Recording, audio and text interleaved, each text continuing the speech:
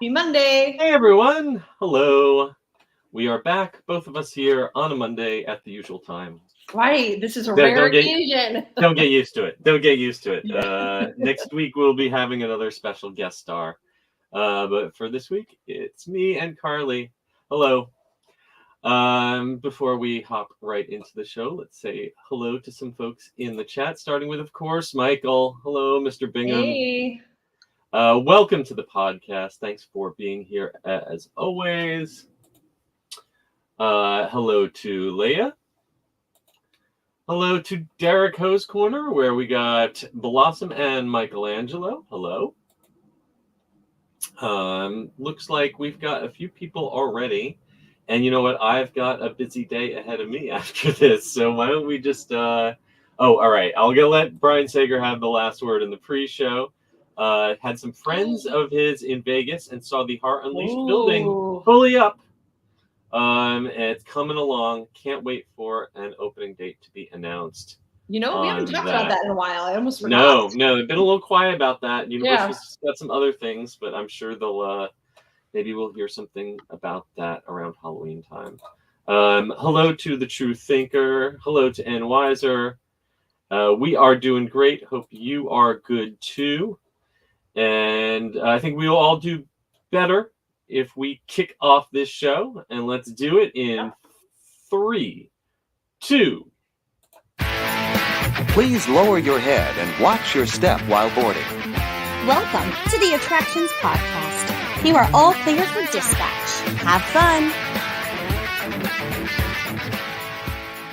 Hello, everyone, and welcome to the Attractions Podcast, sponsored by MEI and MEI-Travel. I'm Seth, and I'm going to very briefly pause this because obviously my microphone is not set up quite right. So just give me 2 seconds, and we are going to jump right back into this. Okay, that's better. I apologize. Thanks for bearing with us. Technical difficulties. Carly, can you hear me now? Perfect. Excellent. Thank you. And we are going to kick this off. Take 2 in 3, 2. Please lower your head and watch your step while boarding. Welcome to the Attractions Podcast. You are all clear for dispatch. Have fun. Hello, everyone, and welcome to the Attractions Podcast, sponsored by MEI and MEI-Travel. I'm Seth. And I'm Carly. And we are here to talk to you about the latest and greatest in theme park news and more, as well as what is going on in our own lives. Carly, how have you been and what have you been up to? I have been great since we last chatted. Right now, you know, as everyone knows that listens to our podcast, June is an insane month for openings in theme parks everywhere. So I've been hibernating to get ready. This week, I am going to be one of the first to go to Disney Cruise Line's new private island. So jelly. Yes, I am so excited. I've said it before. Disney Cruise Line kind of made me a cruise person. Maybe I'm not a cruise person, but I'm a Disney cruise person and a Royal cruise person. Yeah. So I cannot wait. I'll be going on the Disney Magic for the first time. And of course, seeing the island and all the, you know, the way they tapped into Bahama culture and whatnot. So getting ready to hit into that. And then from there, got some, maybe going down the Bayou for a little bit. Yes. What's what? I have had a very quiet week at home compared to you. But I am excited for the previews of Tiana that have kicked off.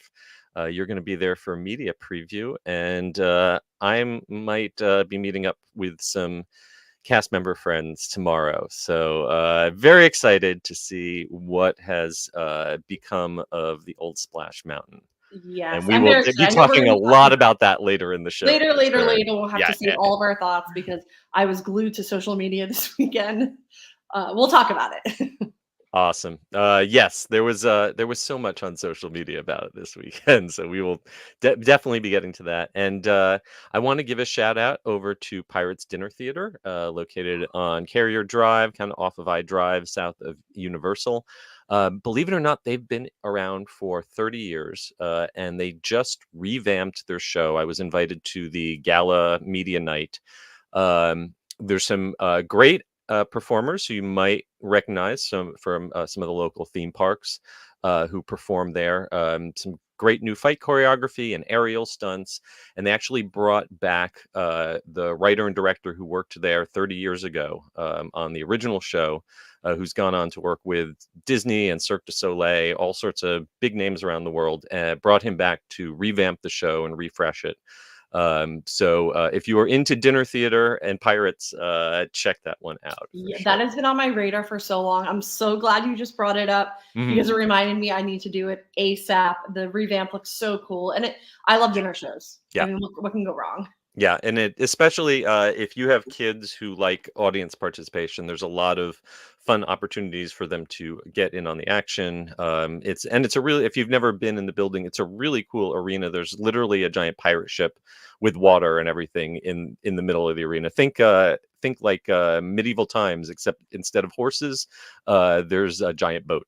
Wow. So yeah, it's a pretty fun time. So Yeah, and this is around the corner, right from like Endless Summer. It's not too far exactly. from there. Yeah. It's a long walk, but you could practically walk there. A Or long walk short or a very lift. short Yeah, Uber. Yeah. absolutely. Yeah, I'm going to be staying at Universal soon, so I was like, I should just take the lift. It'll be like 3 minutes Yeah. and go over and check it out. Yeah, and it's actually a whole complex. They've got the main show, the pirate show, but they've also got a smaller like cabaret theater where they do a country western show and also like a vaudeville circus act show. And they've also got a like a bar where they have gambling for charity and dueling pianos. Dueling There's a whole lot piano. of there's a whole lot of stuff going on there. So. Very cool. All Dude, there's so right. much to do in Orlando. It's hard to Yeah. keep up. Hard to keep up. And speaking of keeping up, let's jump right into the news in the queue.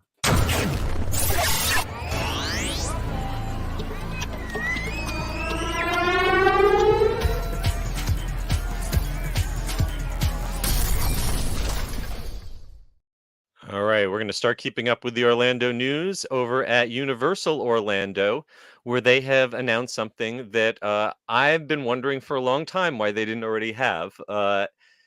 Halloween Horror Nights 33 is going to host their first ever premium Scream Night, a preview event happening just before Halloween Horror Nights kicks off in late August.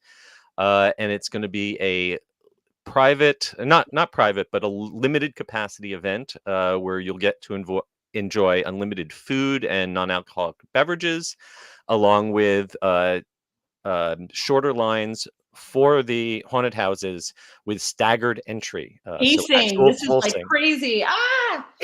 So this sounds a lot like Universal took a look at the kind of events that groups like Orlando Informer have been selling as private events and said, why don't we do something like that? And this looks like a really cool, midway point between the spending for a private VIP tour, which I guess is kind of like the ultimate top of the line, and just buying the express passes for a night. In terms of price and what it kind of access, I think it might be a good compromise between those two. Absolutely. I mean, I really thought about this. First off, I was surprised at the price. $350 if you don't have an annual, $325 if you do, which I think is really fair. I think about it from a lot of angles. If I'm going one time a season, which you and I usually don't do, so this doesn't really make sense for us. If I'm going one time a season, this is something I would absolutely do, because you have to remember, when you do a RIP tour, I did one last year and the cost was actually $350 per person, which is exactly this. A RIP tour doesn't include your admission. This includes your admission. Exactly.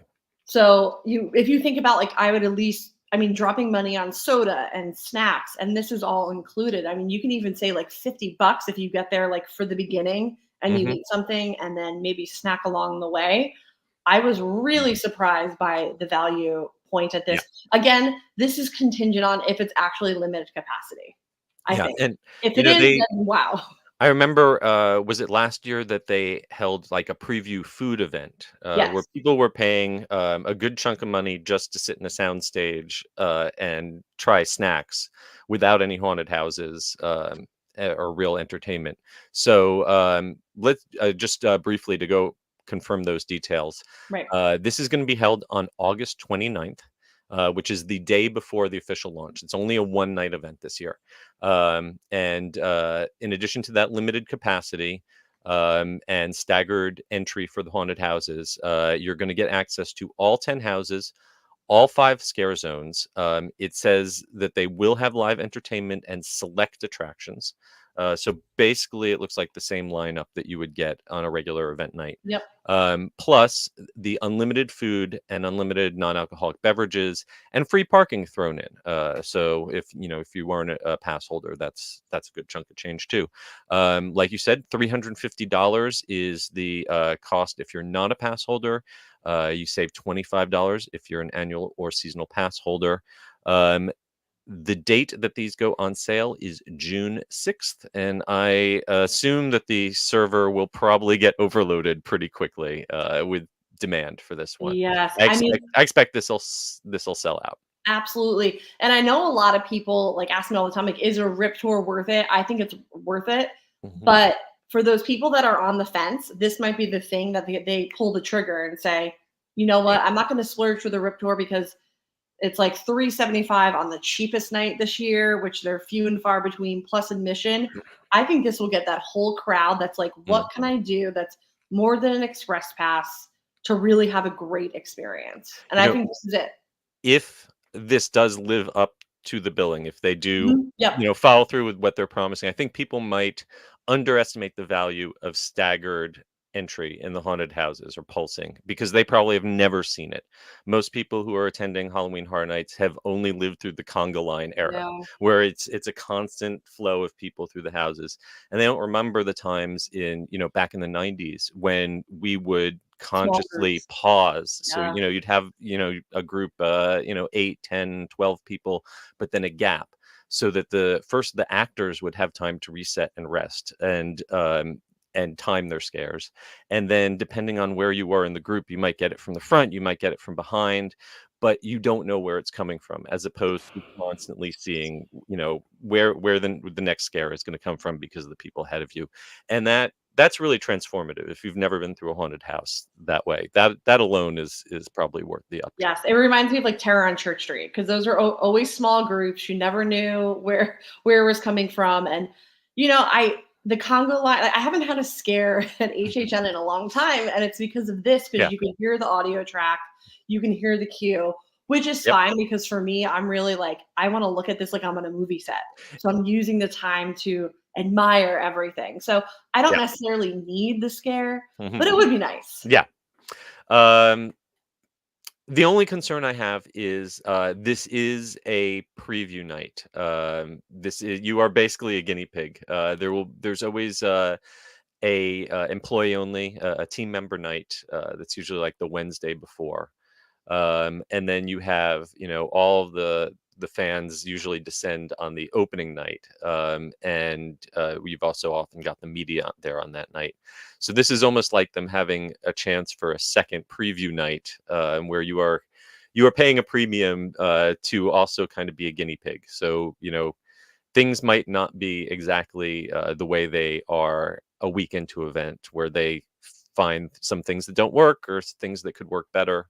But that's also kind of fun to be a beta tester. So. Absolutely. And I was thinking about it from a food standpoint. There's always a lot that goes on because they have really kind of like wild creations. I don't believe it said what kind of food it is. So I'm assuming it's not like pretzels and hot dogs. I'm assuming it's going to be a way for them to test the food. I hope that it is themed Halloween, because they have been doing a great job with themed food over the last few years. Oh yeah, and like everything gets tweaked after the first weekend. Like the ice cream sandwiches that they had, they made differently the next following week. So I think it's awesome, and I would pay that price to be guinea pig. I'd probably pay even more if I was a one-time visitor. Right. I love it. All right, well. As we said, tickets for this go live on June 6th, and regular admission for Halloween Horror Nights is already on sale.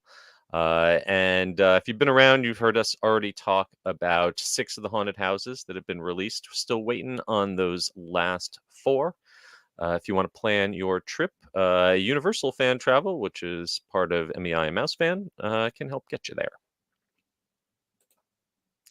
Also in Universal news, hopping out to CityWalk, work is well underway on the new Epic Universe Preview Center, and it will be opening up in June, giving folks a sneak peek at the upcoming theme park, including an absolutely gorgeous scale model of the whole park and some augmented reality experiences to put you inside that model. I'm so excited, and I'm having like flashbacks to when we had it for Islands of Adventure, which feels like forever ago. Uh, yeah, But if you're too young to remember it, go on YouTube and search for the videos of the Islands Adventure Preview Center that was at Universal Studios Florida, because that was amazing. That was a whole walkthrough attraction. It was located in the Palace Theater, which is now the lockers and extended queue for the Mummy ride. But it was a whole experience. This is going to be a little smaller than that, but it is going to be very high tech because they've been working on this gorgeous, elaborate scale model of the entire park. And you're going to be able to use a compatible smartphone to make that model come to life, and also get some digitally enhanced photo ops to give you a preview of all the different lands that are going to be found inside Epic Universe when it opens in 2025. yes, and there's going to be merch, so they've already started rolling out some merch, so you can Oh, start we've got planning merch. your outfits for 2025. Yeah.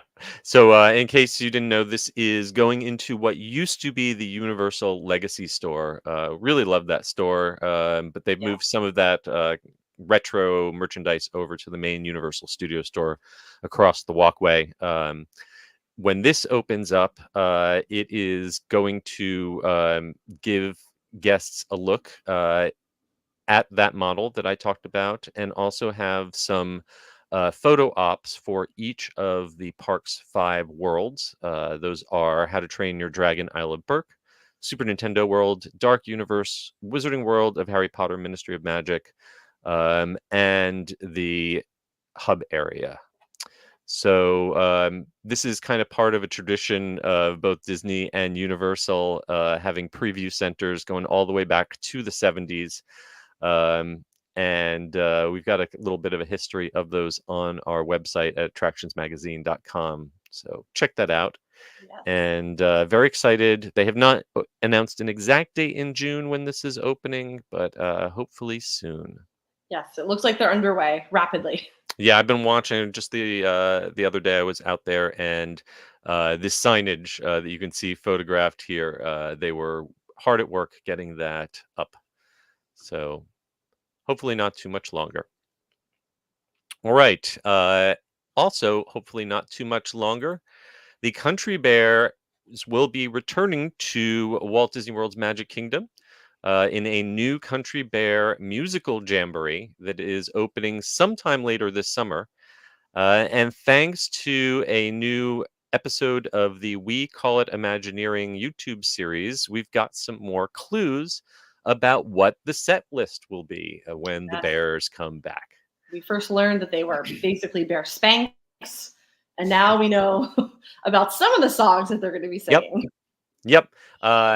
So they are replacing the old country western songs that the Bears used to sing with new country style recordings of classic Disney tunes.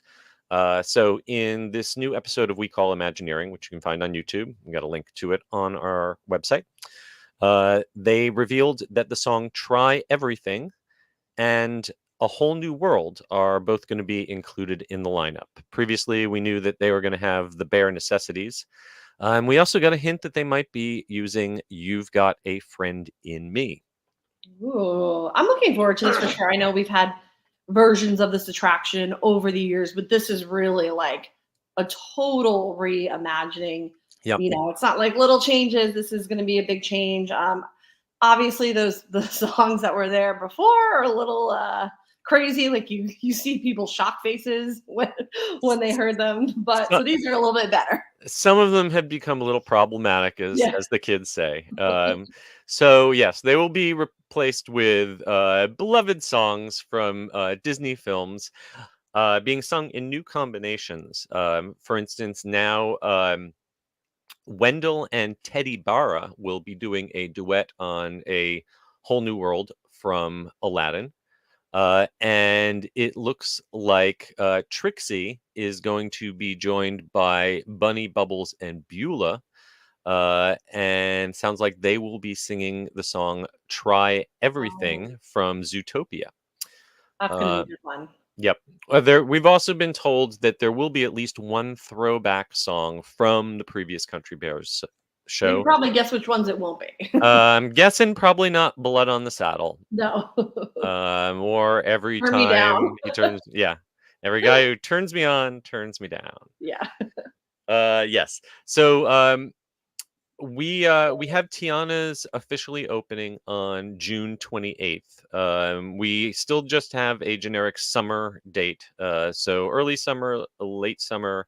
Again, place your bets. Yes, it's hard because this is an indoor attraction, so it's not like we could walk by. Yeah, we got no clue what's going on inside. It could be gutted, and we don't even know. Right. All right. Now for something completely different, and I'm going to let you take the lead on this one because this is your expertise. The Dolly Parton Experience is now open at Dollywood as of May 24th. That's in Pigeon Forge, Tennessee. And it is a brand new museum-like attraction taking you through Dolly's whole life. They had a VIP media event back on May 23rd.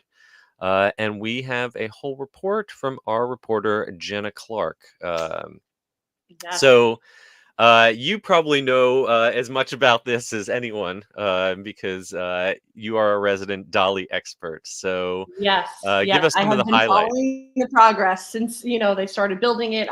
This is housed in the same area that was the Chasing Rainbows Museum, which was over 2 decades old. Obviously, Dollywood has grown exponentially in that time, and in keeping up with it, and of course the fandom that is Dolly Parton, they wanted to create kind of this elaborate multi-experience, multimedia exhibit. And it is so cool, state of the art, housed across several buildings. And what I love about it is it just kind of separates it into different chapters of her life, with one of the biggest ones being my favorite, which is Songteller. So this is a large building of the exhibit that kind of takes you through the different stages of her life, going back to growing up in the Smoky Mountains, how her Uncle Bill helped bring her to Nashville.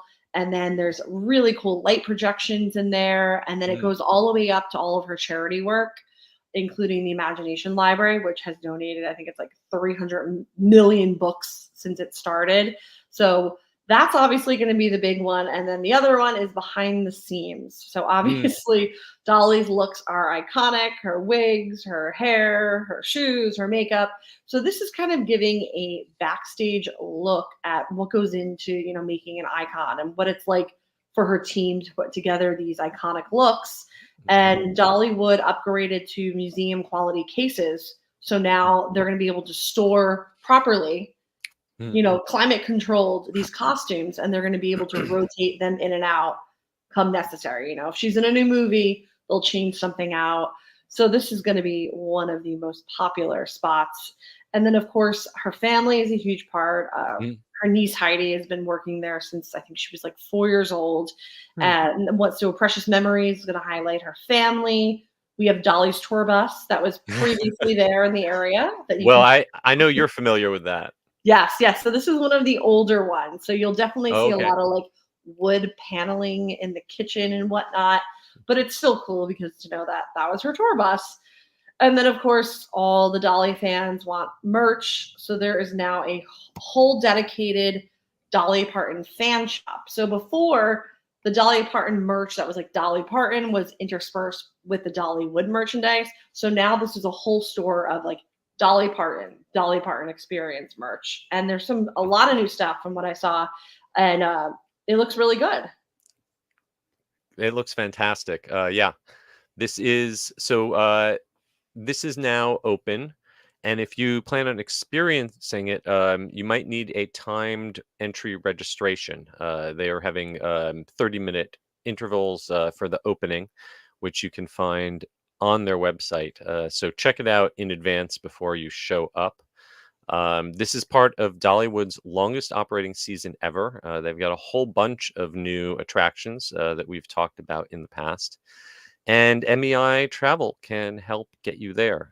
Dollywood is definitely on my bucket list of place I Yes, need it to is get just to. it has changed so much in like the last decade. I mean, they're pouring so much money into it, so it's an exciting time. Yeah, it looks beautiful. All right. Something else that looks great is the new Camp Snoopy and Snoopy's Soapbox Racers. That is now open at Kings Island in Mason, Ohio, as of May 24th.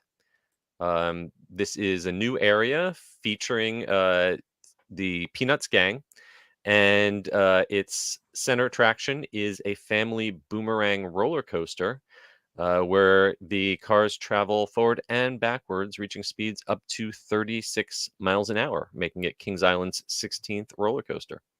Yes, I am not. I can't do boomerangs anymore, like the intense adult size ones. But I think I could handle this. Yeah, absolutely, yes. This is definitely your kid's first boomerang coaster.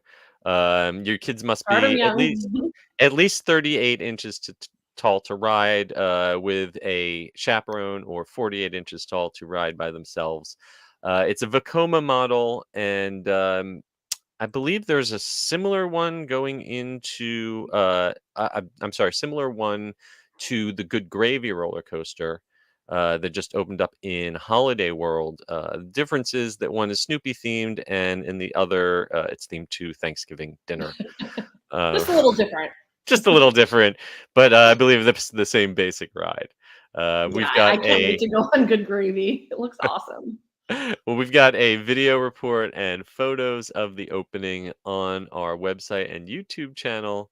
So go ahead and check those out. All right. June has started, which means it is Pride Month.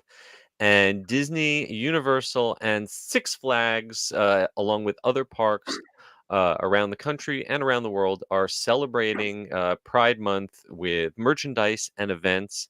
And we've got a rundown of all the ones that we could find for US theme parks, plus one in Paris. So I'm going to just sort of quickly name check through some of these events. Starting with Busch Gardens Williamsburg. They're going to have their Pride Day on July 21st. Disneyland Paris is having a Pride event on June 29th. Disneyland Resort in Anaheim has Disneyland After Dark Pride Nights on the 18th and the 20th. Which looked Those epic last year. Yes, But it's they sold out. are already sold out. Yeah, Those no went quick. surprise. But you can still pick up items in Disney's Pride collection, both at Disneyland and Walt Disney World, along with special rainbow food for the month. Six Flags out in Great America is they had the Pride celebration on the 1st and the 2nd, while Six Flags Hurricane Harbor in San Antonio is doing after hours events on the 15th and the 22nd.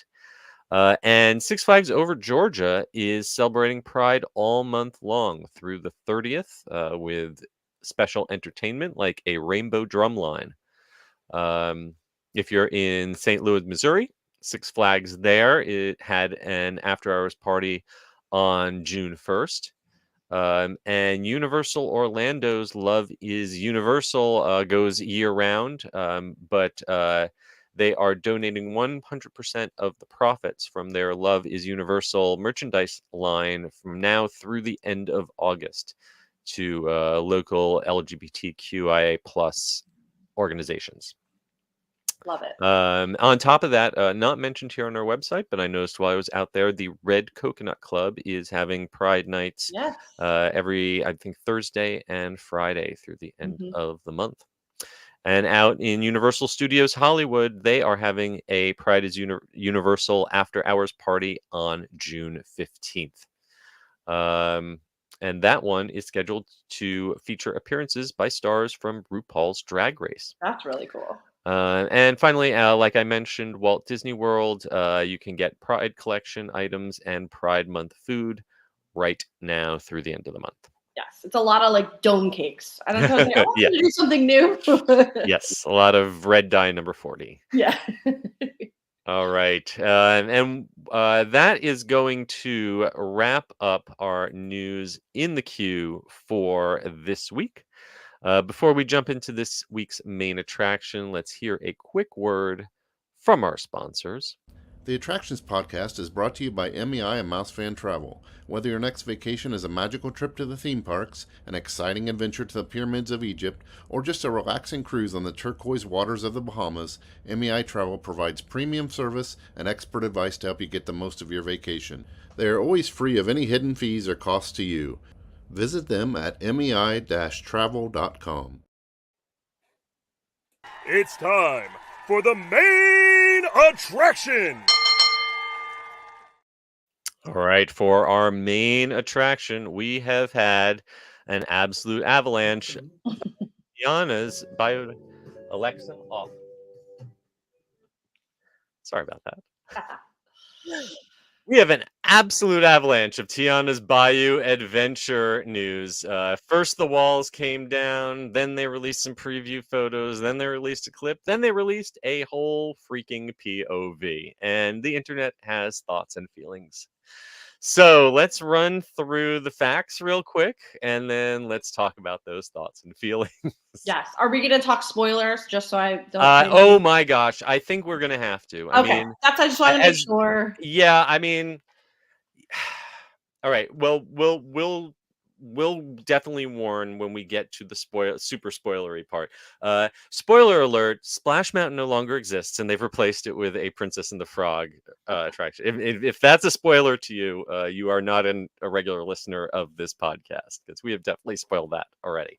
Over the months, we've had lots of stories about animatronics and things that they've announced, songs. So all the puzzle pieces were out there. There is nothing hugely shocking in these POVs if you've been paying attention all this time. But yes, spoiler alert, in case you want to go into this completely blind, you can hit eject right now.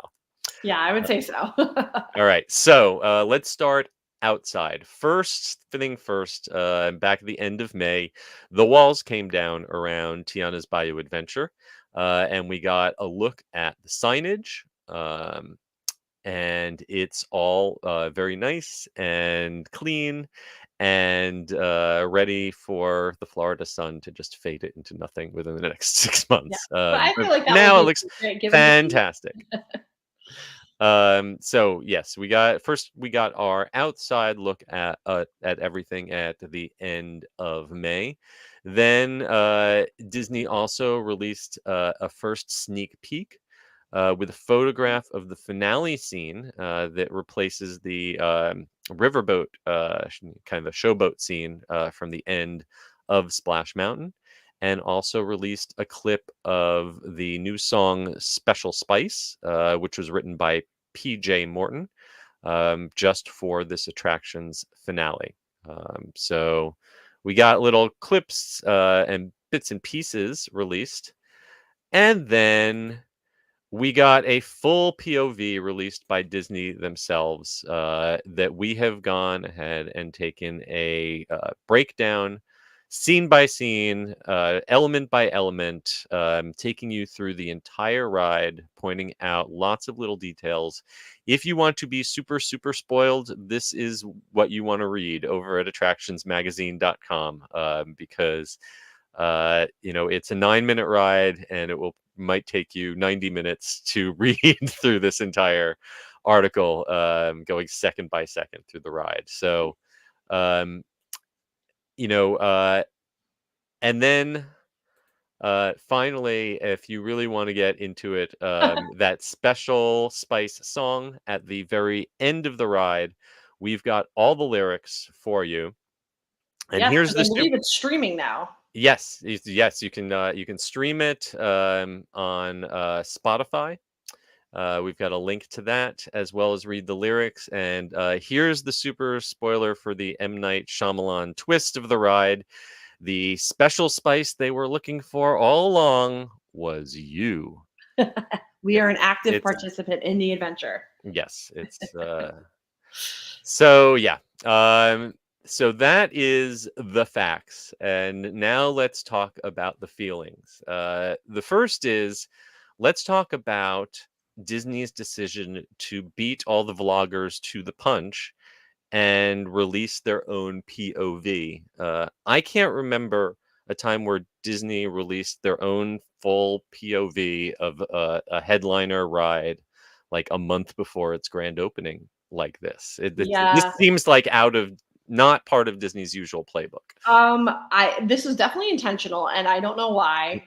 My issue with it is it was almost filmed like a roller coaster POV, so you don't really.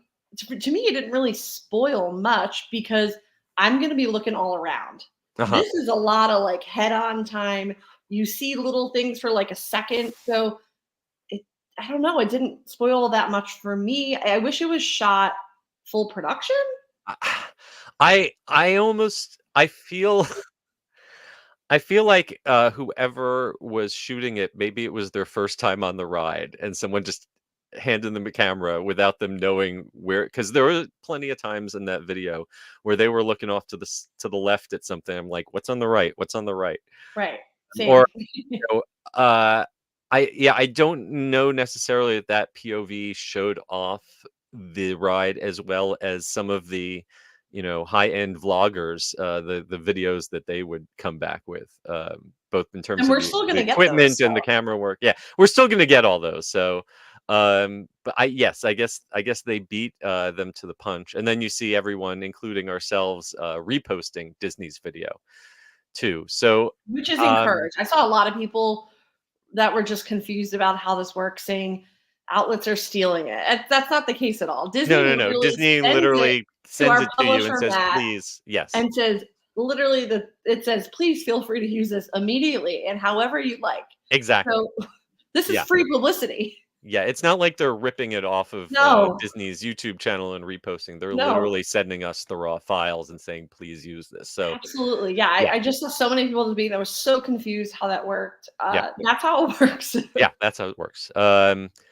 So I think one thing that was a good choice in this POV video was shooting it at night, Yes. because I think one of the biggest strengths of it is the way that the exterior lighting looks. It's absolutely gorgeous. I think a clear improvement over Splash Mountain just in that exterior lighting package. Atmospheric, yeah. And Um, again, like it's so hard to get. I mean, you could tell from the video, it looks like the atmosphere is very cool, mhm. very immersive, but to actually experience it in person is going to be totally different.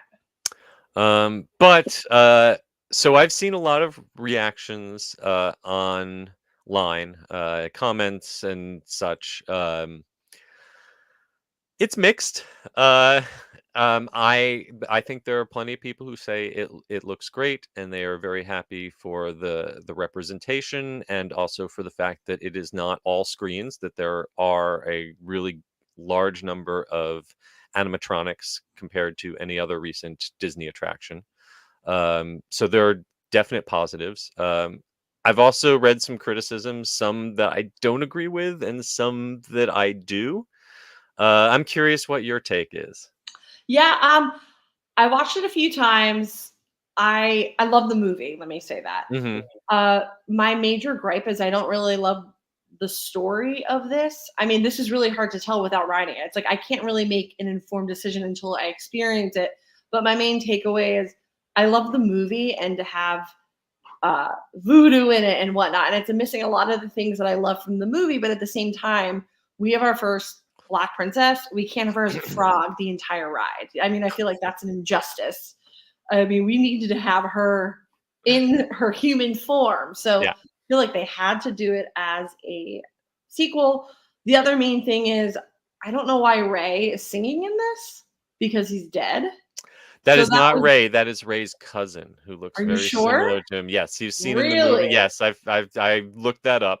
Okay, good. Yes, But Ray has a cousin who is seen in the film. but does he sound exactly like him? Because it sounded They, all lightning bugs sound alike to me. okay. I will forgive that because Ray is my favorite character from the original movie. Yes. I will say the finale And we don't looks want a canon violation where where the fireflies are concerned. Right. I'm very particular about my Firefly Yeah. canon.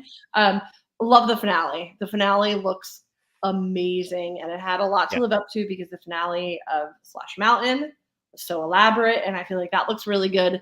But again, it's hard to tell from just the POV. I'm not going to make an informed opinion.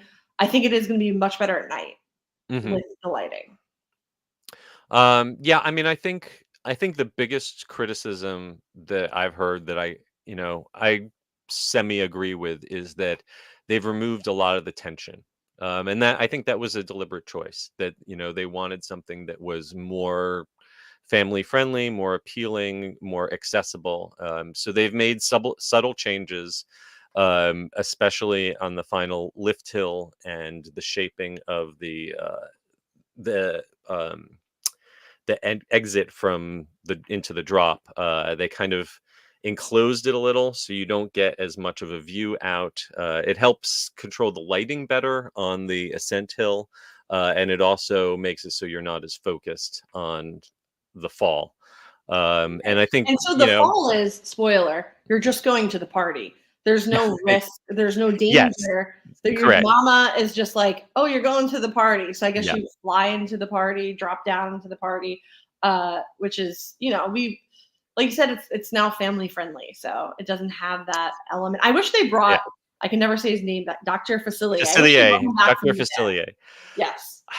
Yeah. I mean, they're kind of damned if they do, damned if they don't. Like, if you just repeat the greatest hits from the movie, then people say, oh, you're just doing a book report. And if you try to like move on and do something else, then it's like, oh, well, you're not doing the stuff that I wanted to see from the movie. So But we have no evil presence in this at all. no, there is no drama. There is no, if you're talking about like the, Joseph Campbell's hero's journey, there is no tension. There is no, nothing to resolve. It is just kind of a happy, fun time. Yes, it's just It is, basically you're putting together a band for a party. Essentially, yeah. you're going casting in the Bayou. More or less. But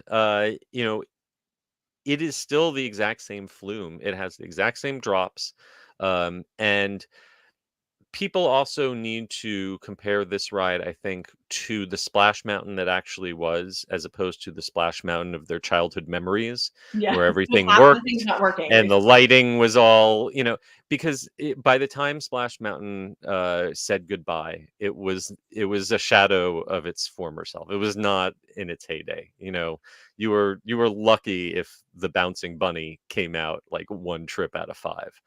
Right. I think people had an emotional attachment to some of the music. Yep. And Yep. that is what kind of kept us going. And of course, when you go on something with your family as a kid, that always will mean something to you, and no one can take that away from you. We have emotional attachments that are vastly different than children today. Yep. So I get it. Yeah. No, but I think that, I do think that a new generation of kids will latch onto this just as strongly as our generation did onto Splash Mountain.